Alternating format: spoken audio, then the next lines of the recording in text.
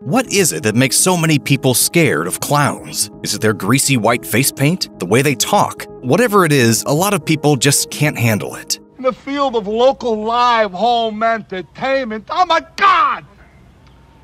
Get in your mouse and get out of here. Clowns have become a staple of the horror genre, thanks to works like Stephen King's It. Written in 1986, the novel centers on Pennywise the Dancing Clown, an ancient, shape-shifting creature that emerges from hibernation every 27 years to feed upon the unsuspecting children of Derry, Maine. 4 years after its publication, King's book was famously turned into a TV miniseries starring Tim Curry as Pennywise. In the hands of the Rocky Horror Picture Show icon, the character was funny, outlandish, and more than a little disturbing, even when he wasn't snacking on kids. Take your pick, Billy boy. Suffice it to say, Curry left some big shoes to fill when King's story made the jump to the silver screen with what would become the first of 2 movies based on his novel in 2017. The film's director, Andy Muschietti, ultimately entrusted Bill Skarsgard with the job of portraying the new Pennywise, at a time when the Swedish actor was only really known for playing the role of Roman Godfrey on the Netflix horror series Hemlock Grove. Fortunately, Skarsgard knew better than to try to beat Curry at his own game and took his own approach to the character. Gotcha! You filthy little children. Where Curry's Pennywise had a deep, raspy voice and seemed very grown up, Skarsgard's take on the character was much more childlike. He would speak in a higher-pitched tone and often keep his eyes wide open in a way that made him come across as both innocent and creepy at the same time. This isn't real enough for you, Billy. I'm not real enough for you. This also made him very unsettling to watch, even when he auditioned for Pennywise without any of his makeup or his costume on. As Muschietti put it, there was a strange balance that Skarsgard brought, a strange energy, because he's very childlike. He has these big eyes and a sort of childish cute face, but he brings a darkness that is very unsettling. He can play this ambiguity, this dichotomy very well. It comes very easy to him. He understands it.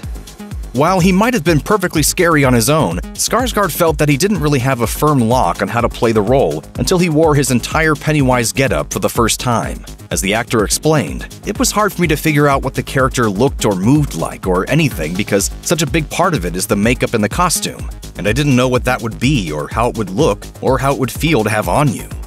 Action. Yeah, that's beautiful. He went on to explain his process for molding the character to his liking. So going into it, I kind of really broke down the character intellectually, like what I think this entity is, but I couldn't really physically become him until I got all the makeup and the costume on. So that was a very important piece to me. Upon its release, Muschietti's first It movie was a smash hit, grossing over $700 million at the box office. It also opened to strong reviews, with critics praising Skarsgard for making the role of Pennywise his own and not repeating what Curry did.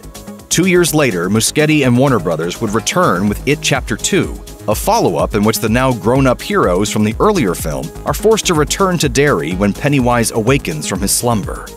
Reviews were less kind this time around, but the movie was once again a commercial success and kept Skarsgard's star on the up and up.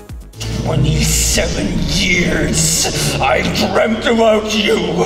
I craved you. I've missed you. Shortly after playing Pennywise for the first time, Skarsgard found himself in much greater demand.